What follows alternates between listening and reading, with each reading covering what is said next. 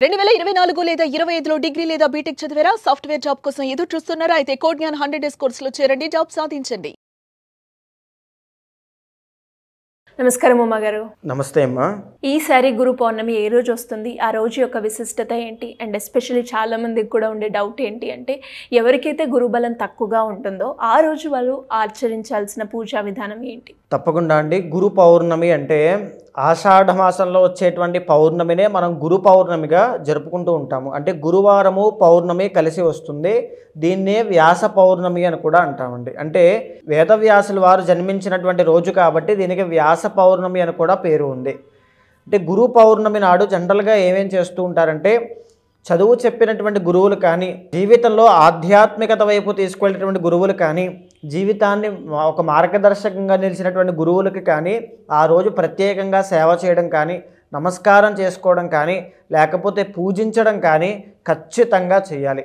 ఆ రోజు అలా చేయడం వల్ల ఎప్పుడైతే గురువు యొక్క అనుగ్రహం ఉంటుందో, ఈవెన్ మంత్ర అనుష్ఠానంలో కూడా గురువు యొక్క అనుగ్రహం లేనిదే ఏది చేయకూడదు. సో అలాంటి వాళ్ళకి ఎక్కువగా బాగా తెలుస్తుంది. మంత్రం స్వీకరించుకుని చదివేటువంటి వాళ్ళైనా, విద్యార్థులైనా, ఈవెన్ ఆర్థిక సమస్యలు, జీవితంలో ఒక తెలియనటువంటి అంధకారంలో, ఒక డైలమాలో, ఒక ఎటు వెళ్ళాలో తెలియని కన్ఫ్యూజన్లో ఉన్నప్పుడు గురువు అంటే ఎవరండి? జ్ఞానానికి చిహ్నం.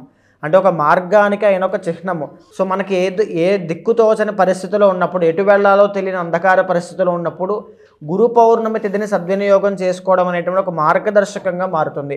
ఏదైనా గొప్ప సొల్యూషన్ అనేటువంటిది గురు పౌర్ణమి నాడు చేసినటువంటి పనుల వల్ల మీకు కలుగుతాయి. అయితే అసలు గురువు అంటే ఎవరు అంటే, గురువు అనేటువంటి ఆయన నవగ్రహాల్లో బృహస్పతిగా మనకి చెప్పబడ్డారు.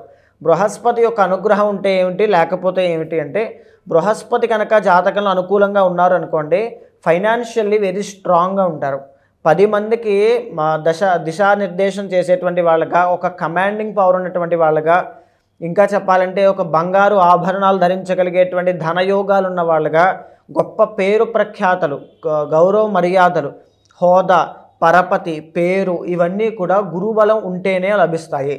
ఇంకా చెప్పాలి అంటే జాతకంలో గురుబలం ఉంటేనే వైవాహిక జీవితం కూడా సఖ్యంగా ఉంటుంది. గురుణ్ణి మనం జ్యోతిష శాస్త్రంలో సంతానకారకుడు అంటామండి.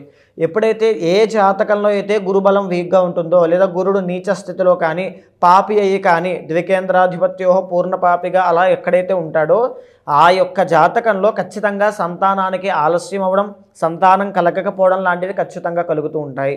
ఉదాహరణకి మనం రాశిరీత్యా, గోచార రీత్యా మనం చూస్తే కనుక ప్రస్తుతము బాగా ఇబ్బంది పడుతూ యొక్క గురుబలం లేనటువంటి రాశులు ప్రధానంగా ఫస్ట్ది కర్కాటక రాశి.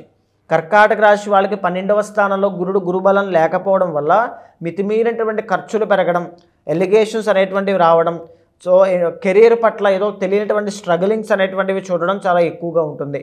ఇక 2వ రాశి వృశ్చిక రాశి.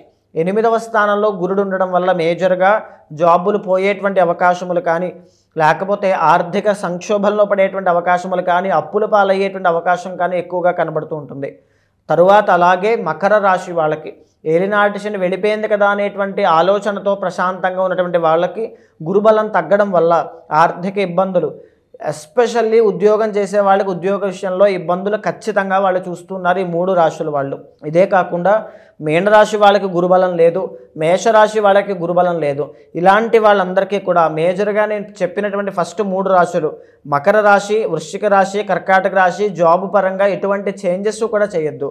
సో ఇక్కడ ఏంటి అంటే, ఇదే కాకుండా జాతకంలో పర్సనల్ చార్ట్లో కూడా గురుబలం పెరగాలి అన్నా, గురుదోషం ఏవైనా ఉన్నా సరే ఆయన యొక్క బలాన్ని పెంచుకోవడానికి అద్భుతమైనటువంటి రోజు గురు పౌర్ణమి. అంటే ఆ రోజు చేయాల్సిన పూజలు ఏంటి? ఏమైనా పూజలు చేయాలా, లేదంటే వ్రతం చేయాలంటారా? ఏం చేయాలి? తప్పకుండా అండి. అంటే ప్రత్యేకించి ఆ రోజున కనుక ఎవరైనా సత్యనారాయణ స్వామి యొక్క వ్రతం చేసుకుంటే కనుక ఇంట్లో అష్టదరిద్రములు ఏమున్నా, ఏ దరిద్రం ఉన్నా, ఇంట్లో నెగిటివ్ ఎనర్జీ ఉన్నా అవన్నీ క్లియర్ అయిపోతాయి. ఇక 2వది ఎస్పెషల్లీ మనము బృహస్పతి యొక్క బలం పెరగాలి, మన యొక్క పేరు పెరగాలి, మన ఆదాయం పెరగాలనుకునేటువంటి వాళ్ళైతే శ్రీ రుద్ర హోమము అనేటువంటిది చేయించాలి. అంటే చండీ సహిత రుద్ర హోమము. దీనివల్ల ఏంటి అంటే, గురుడికి అధిపతి శివుడు అండి, పరమేశ్వరుడు. రుద్రము ఎప్పుడైతే మనం చెప్పి హోమపూర్వకంగా చేస్తామో గురుబలం పెరుగుతుంది. లేదా బృహస్పతికి 16,000 సంఖ్య జపము చేసి అధిదేవత ప్రత్యధి దేవత సహితంగా జప పారాయణ అర్చన అభిషేక హోమాది క్రతువులు పూర్వకంగా చేయాలి. లేదు చాలామంది ఇంట్లో మేము చేసుకుంటామండి, లేదా చిన్న చిన్నగా మేము చేసుకుంటామంటే ఒక పని చేయండి. పౌర్ణమి ముందు రోజు రాత్రి మీ ఇంటి దగ్గర మీ ఇంట్లో ఉన్నటువంటి బంగారంలో ఎంతో కొంత బంగారం ఒక బింది నీళ్ళల్లో రాగి బింది కానీ ఏదైనా ఒక బింది నీళ్ళల్లో వేసి అది రాత్రంతా అలా ఉంచి ఆ యొక్క నమస్కారం చేసుకోండి. ఈ యొక్క నీళ్లతో నేను రేపు స్వామికి శివుడికి అభిషేకం చేయబోతున్నాను సువర్ణ జలంతో, నాకున్నటువంటి దరిద్రం కానీ అప్పులు కానీ రుణబాధలు కానీ గురుబలం పెరిగి అన్నీ కూడా సవ్యంగా జరగాలని మనసులో సంకల్పించుకుని ఆ బంగారం పొద్దున్న భద్రపరుచుకుని ఆ నీళ్లతో శివుడికి కనుక అభిషేకం చేసినట్లయితే గురుబలము అనేటువంటిది చాలా బాగా పెరుగుతుంది. ఈవెన్ బంగారం తాకట్టు పెట్టి బంగారం విషయంలో ఇబ్బందులు పడుతూ లేదా డబ్బు విషయంలో ఇబ్బందులు పడుతూ అప్పుల పాలు అయిపోయిన వాళ్ళకి కూడా ఇదే రెమెడీ.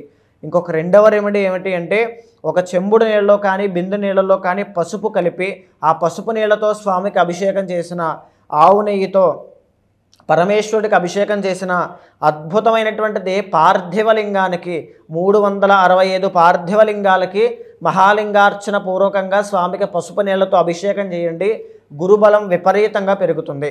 బంగారు ఆభరణాలు ధరించేటువంటి గొప్ప యోగం పడుతుంది. గౌరవ మర్యాదలు పెరిగేటువంటి, ప్రమోషన్లు వచ్చేటువంటి, శుభకార్యాలు జరిగేటువంటిది, సంతాన యోగం కలిగేటువంటి యోగం ఖచ్చితంగా పడుతుంది. మరి ఈరోజు ఎవరైనా కూడా గురు పౌర్ణమి సందర్భంగా ఇంట్లో నుంచే మంత్రజపం చేసుకోవాలి అంటే ఏదైతే బాగుంటుందంట? తప్పకుండా అమ్మ. సో ఇంట్లో ఎవరైనా వెళ్ళలేనటువంటి వాళ్ళు, ఆరోగ్య పరిస్థితి బాగాలేనటువంటి వాళ్ళు, ఏదైనా ఒక హార్ట్ ట్రబుల్స్ ఉన్న వాళ్ళకి కూడా గురుడే అధిపతి కాబట్టి తప్పకుండా మీరు పైన చేసిన రెమెడీస్ అన్నీ చేసినా ఇది కూడా తప్పకుండా మంత్రజపాన్ని చదవండి. సో ఇప్పుడు నేను చదువుతూ ఉంటాను, అది మీరు సేవ్ చేసుకుని ఖచ్చితంగా దాన్ని రిపీటెడ్గా 108 సార్లు జపం చేయండి. ఓం దేవానాంచ ఋషీణాంచ గురుం కాంచన సన్నిభం బుద్ధిమంతం త్రిలోకేశం తం నమామి బృహస్పతిం. ఇది 108 సార్లు ఎవరైతే చదువుతారో గురుబలం ఖచ్చితంగా పెరుగుతుంది. 108 సార్లు చదవలేనటువంటి వాళ్ళు 16 సార్లైనా ఖచ్చితంగా చదవాలి. ఈవెన్ వీలైతే కనుక గురువారం నాడు కేజింపావు శనగలు దానంగా ఇచ్చిన, కుక్కలకి ఆహారం పెట్టినా గురుబలం విపరీతంగా పెరుగుతుంది. ఖచ్చితంగా చేయండి. థ్యాంక్ యూ ఉమా గారు, థ్యాంక్ యూ సో మచ్. నమస్తే అమ్మా.